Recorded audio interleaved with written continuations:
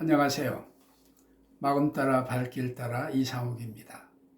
오늘은 종교의 발생과 분열에서 잠시 쉬어가는 시간으로 성지 여행을 계획하는 분들에게 어떤 자세로 여행 준비를 해야 알찬 성지 여행을 할 수 있을까를 주제로 하여 말씀드리고, 또한 성지에 대하여 관심이 많으신 분들도 저의 유튜브를 시청하시면 저와 함께 제가 갔던 성지와 성경 지역을 여행하게 될 것입니다.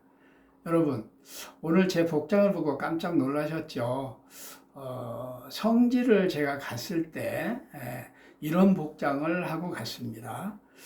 그 성지는 지중해 기후로 햇볕이 대단히 강하고 눈부십니다. 그래서 이 선글라스도 끼고 선크림을 이렇게 바르고 여행을 해야 됩니다. 자, 이제부터 모자를 벗고 시작하도록 하겠습니다.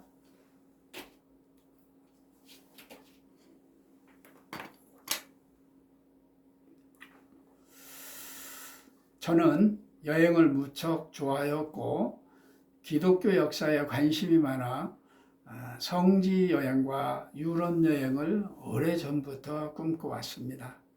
그러나 직장에 매달려 실행에 옮기지 못하다가 정년을 앞두고 2006년 한 해 동안 안식년 휴가를 받아서 계획을 실천에 옮길 수 있었습니다. 제가 기도하고 계획했던 해외여행 순서는 가장 먼저 성지를 출발점으로 우리나라의 기독교가 전래된 그런 경로를 따라 여행하고, 다음은 기독교 문화와 역사가 있는 유럽을 여행하고, 다음은 견문을 넓혀가는 그런 순서로 여행 계획을 짰습니다. 미리 말씀드리지만 기도로 준비한 이 계획은 하나님께서 인도하심으로 대부분 이루게 되었습니다. 지금까지 저는 성지를 2번 다녀왔고 성경 지역은 1번 다녀왔습니다. 제가 성지를 답사하면서 느끼고 경험하였던 것을 지금부터 순서대로 자세히 말씀드리도록 하겠습니다. 성지란 어떤 곳이라고 생각하십니까? 사전에는 종교적 또는 전승적으로 신성시되는 구역이라고 정의하고 있습니다. 불교 등 여러 종교에서도 이와 같은 지역을 성지로 관리하고 있지만, 특히 모슬렘은 성지순례를 구원의 방편으로, 가톨릭은 성지순례를 큰 의미 있게 여기고 있습니다. 모슬렘은 평생 성지순례 코스로 메카, 메드나, 그리고 예루살렘 황금 모스크를 꼽고 있습니다. 가톨릭에서도 국내에서 순교한 가톨릭 신자 106명을 로마 교황청에서 성인으로 품소하였습니다. 이 성인들과 관련하여 국내 여러 곳이 성지로 지정되어 있고, 신도들이 무시로 국내 성지를 순례하고 있습니다.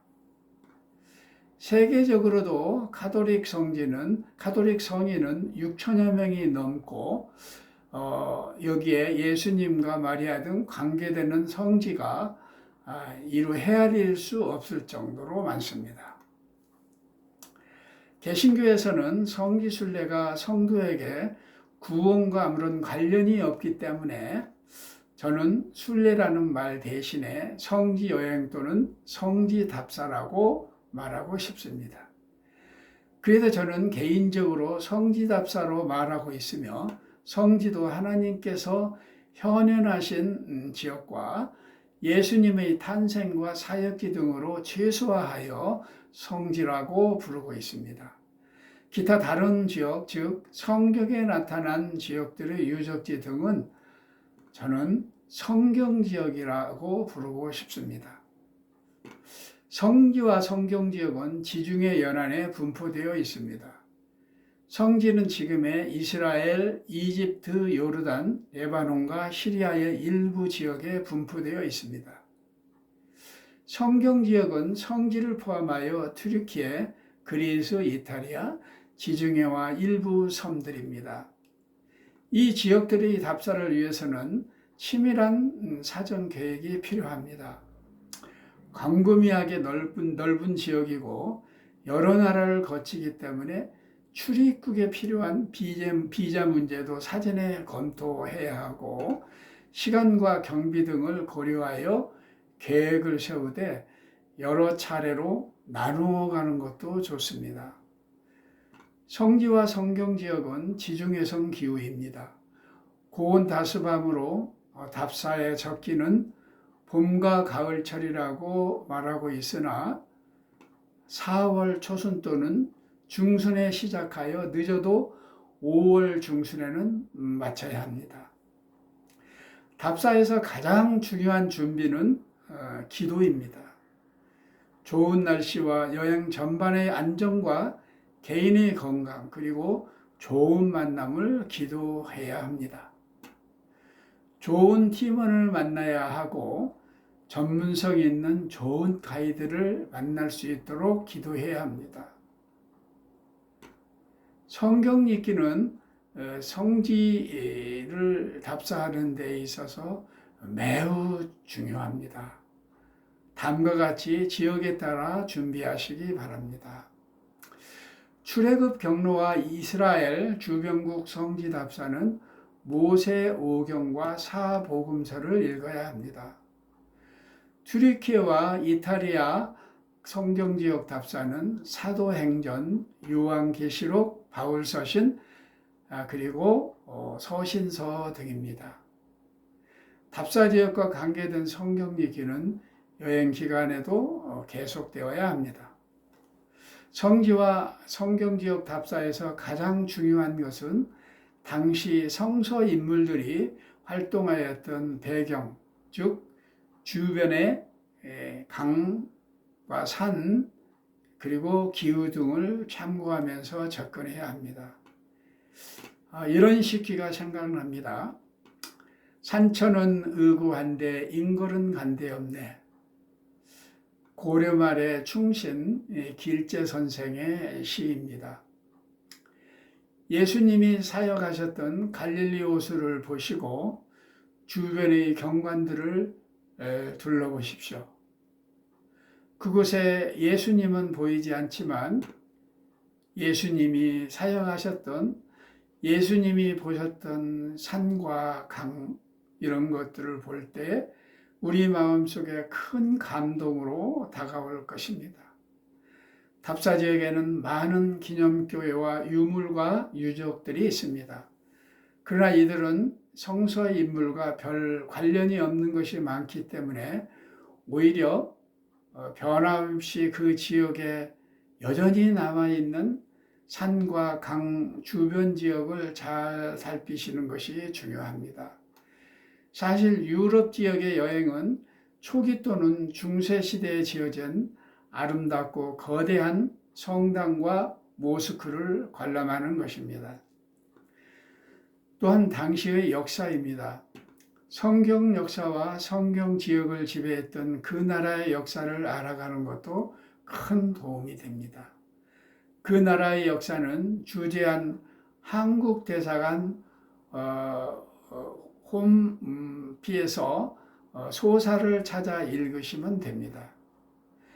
출발하기 전에 테마를 정하여 가는 것도 매우 좋습니다. 예를 들어 성경에 나오는 식물들의 이름은 대략 25가지이고 꽃은 약 23가지입니다. 이들 중에서 성지에서만 볼 수 있는 식물을 메모하여 가이드에게 물어서 알게 된다면 큰 유익이 있습니다. 저는 1차 성진 답사에서 10가지의 식물을 채집하고 사진을 찍어 스크립하였습니다. 다음은 문화적인 접근입니다. 그 나라의 고대 문화와 현대 문화를 알아가는 것입니다. 성지에 많은 영향을 미친 문화는 그리스 문화와 동서로마 이슬람 문화입니다. 예를 들어 성지에는 각종 기념교회와 기념 건물이 서 있는데 대부분 동로마 제국의 콘스탄티누스 황제의 어머니 헬레나 여사, 가톨릭에서는 아우구스타 성인으로 부르고 있습니다. 이때에 비잔틴 문화의 특징인 모자이크가 나타나는데 벽화와 바닥을 모자이크로 장식하고 있습니다. 이 성지의 또 다른 한 가지는 성지를 달아나기 위해서 1차에서 8차까지 십자군이 조직이 되어 그 성지를 달아나였고, 또한 이때에 이슬람 모슬렘들과 성지 탈환을 위한 싸움이 있었습니다.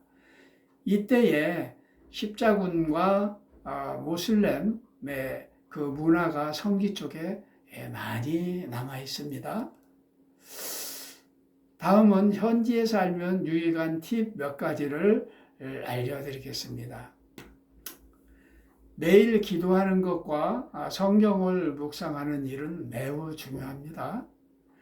주변이 성지이므로 이동하는 버스 안에서 졸지 않고 성지를 보기 위해서는 충분히 수면을 취해야 합니다. 성지를 설명할 때에 가이드 옆에 가까이 있는 것이 설명을 듣는데 매우 좋습니다. 일찍 자고 일찍 일어나는 습관을 길러서 바쁜 일정을 차질 없이 소화할 수 있도록 해야 합니다. 궁금증은 생각나는 즉시 가이드에게 물어 해소하는 것이 좋습니다. 성지에서 중요한 것은 사진을 찍고 메모도 하여 그 사진과 메모는 당일 정리하는 것이 좋습니다. 이상 성지를 출발하기 전에 우리가 준비해야 될 사항들을 제가 아는 범위 내에서 말씀드렸습니다.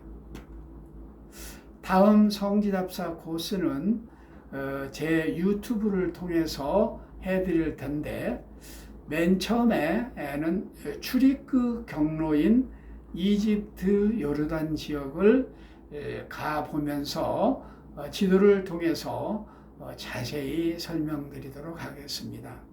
새로운 감행이 성경을 보면서 느끼는 것보다도 지도를 보면서 중요한 사항들을 설명드리시면 새로운 감흥이 여러분한테 전달될 것입니다. 장시간 시청해 주셔서 감사드리고, 다음 유튜브를 통해서 성지답사 또는 종교 분열사 초대교회의 사를 설명드릴 터인데 기대해 주시고 그때 다시 만날 것을 약속드리면서 오늘은 이만 마치도록 하겠습니다. 감사합니다. 건강하시고 안녕히 계십시오.